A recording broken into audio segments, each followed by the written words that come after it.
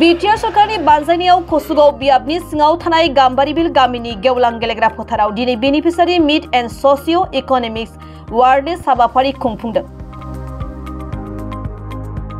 बिटिआरनि गाहाय मावफुं सोद्रोमा प्रमद बर' बिथांनि बिथोन बायदियै बिटिआर ओनसोलनि गासैबो बियाबफोरावनो बेनिफिसारि मिट एन्ड ससिय' इक'नमिक्स अवारनेस हाबाफारि खुंफुंगासिनो थानाय बायदिनो दिनै कसुगाव बियाबनि सिङाव थानाय गाम्बारिबिल गामिनि गेवलां गेलेग्रा फोथाराव बेनिफिसारि मिट एन्ड ससिय' इक'नमिक्स अवारनेस हाबाफारिखौ मावफुंनाय जायो।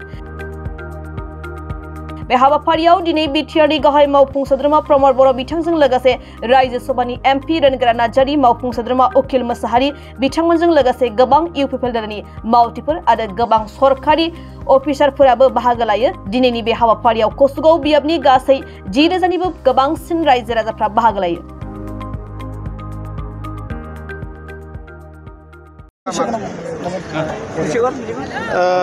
जुआ चारिटा बছৰত আমাৰ কাউন্সিল চৰকাৰে বহুতখিনি আঁচনি আমি ৰাইজক দিছোঁ আৰু ইয়াৰ আগৰ পৰাই কেন্দ্ৰ চৰকাৰৰ পৰা আঁচনি আহিছে, ৰাজ্য চৰকাৰৰ পৰা আঁচনি আহিছে।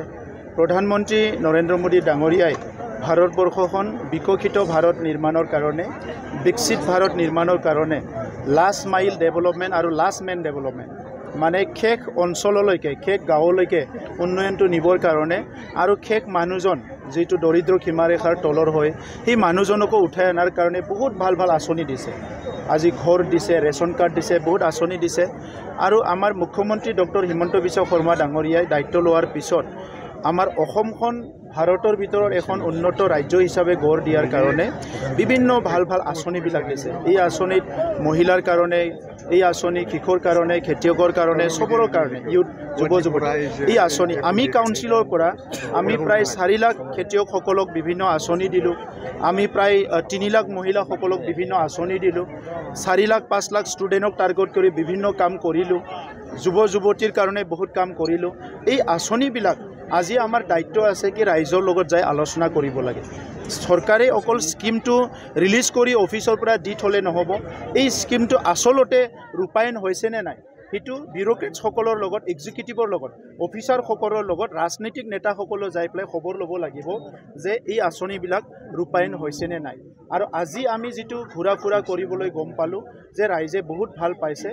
আৰু আগৰ চৰকাৰৰ দিনত, আগৰ চৰকাৰ বুলি ক'লে মই বড়োলেণ্ডৰ চৰকাৰ কৈছোঁ, আগৰ চৰকাৰৰ দিনত তেখেতসকলে দিল্লীত কাৰোবাৰ লগত, দিছপুৰৰ কাৰোবাৰ লগত চৰকাৰ চলাইছিলে, কিন্তু তেনেকুৱা পৰিৱেশ গঢ়িব পৰা নাছিলে যে ইয়াত শান্তি, সম্প্ৰীতি, নিৰাপত্তা, সমন্বয় 4 বছৰত চব হৈ গ'ল।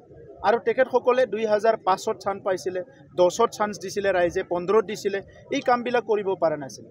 গতিকে আজি যে আমি এইখিনি কাম কৰিলোঁ তাত ছাষ্টেইনেবিলিটি কি আছে, এই কোনটো কাম স্থায়ী হ'ব, অনাগত দিনত কোনটো কাম ৰাইজৰ কাৰণে বেছি লাভ হ'ব, এই কথাবিলাক আলোচনা কৰাৰ কাৰণে এই বেনিফিচাৰী মিটবিলাক আমি লৈছোঁ বিভিন্ন অঞ্চলত আৰু ৰাইজৰ লগত আলোচনা কৰিছোঁ। আজি 3,23,000 পৰিয়ালৰ মাটিৰ সমস্যা সমাধান হ'ল। যোৱা 15 তাৰিখত আমি আমাৰ মহামহিম অসমৰ ৰাজ্যপাল ডাঙৰীয়াৰ হাতেৰে বৈশুমতি 2.0 লঞ্চ কৰিছোঁ। তাত ইমিডিয়েটলি 47,000 পৰিয়াল, ভূমিহীন পৰিয়ালে ভূমি পাব। চ' তেনেকুৱা ডাঙৰ ডাঙৰ আঁচনিবিলাক ৰূপায়ণ হোৱাত PMOৰ ঘৰৰ পৰা লৈ পেলাই কি হৈছে এই কথাবিলাক আলোচনা কৰিবলৈ এই আজিৰ সভা আৰু তেনেকুৱা সভা চব সমষ্টিত হৈ আছে। মই আশা ৰাখিছোঁ এই সভাৰ পৰা ৰাইজৰ বহুত লাভ হ'ব। দেখা গৈছে যে পলিটিকেল প্ৰশ্নটো ইতিমধ্যে দেখা গৈছে যে নিৰ্বাচন বেছি দিন নাই, এইফালে BPFৰ সৈতে BJP অলপ যোগাযোগত আছে বুলি এটা কথা হৈছে। হাগ্ৰামা মহিলাই কৈছে যে প্ৰমোদ বড়ো কান্দি আছে, এই বিষয়ে কি ক'ব? চাওক, হাগ্ৰামা মহিলাৰী ডাঙৰীয়াৰ কথাটো আপোনালোকে খুব ভালকৈ জানে, মোতকৈও ভালকৈ জানে। তো আৰু এটা কথা জানে আপোনালোকে যে হাগ্ৰামা মহিলাৰী কোৱা কথাবিলাক মোৰ কাণত নপৰে।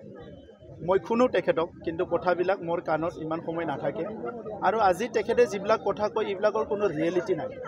আমি সংগ্ৰাম কৰি অহা মানুহ, এই অঞ্চলৰ 35 লাখ জনসাধাৰণৰ শান্তি, সম্প্ৰীতি, নিৰাপত্তা, আত্মসন্মান লৈ জীয়াই থাকিব পৰা, বিভিন্ন স্বাধীনতাৰ পৰা সমাধান নোহোৱা সমস্যাবিলাক সমাধান কৰাৰ কাৰণে আমি ৰাজনীতিত আহিছোঁ। এইকাৰণে আমাৰ সেই সময়ৰ শ্লোগানে আছিলে যে পৰিৱৰ্তন দৰকাৰ, UPPL চৰকাৰ। গতিকে আজি যি পৰিৱৰ্তনটো আমি কৰিছোঁ এইটো লৈ পেলাই ৰাইজেও সন্তুষ্ট হৈছে, আমিও সন্তুষ্ট হৈছোঁ যে তেখেতে 17 বছৰত একো কৰিব নোৱাৰি যদি একো সন্তুষ্ট লৈছে, আমি ইমান কৰিব পাৰিতো আমি সন্তুষ্ট ল'ব লাগিব। আৰু ৰাইজক আমি অন্তৰ আত্মাৰ পৰা সন্মান দিছোঁ, অন্তৰ আত্মাৰ পৰা বিশ্বাস কৰিছোঁ আৰু অন্তৰ আত্মাৰ পৰা আমি শ্ৰদ্ধা কৰিছোঁ। গতিকে আজিৰ এই সময়ত হাগ্ৰামা মহিলাৰীয়ে কি কয় এইটো প্ৰাসংগিক নহয়, ৰাইজে কি কয় এইটো প্ৰাসংগিক।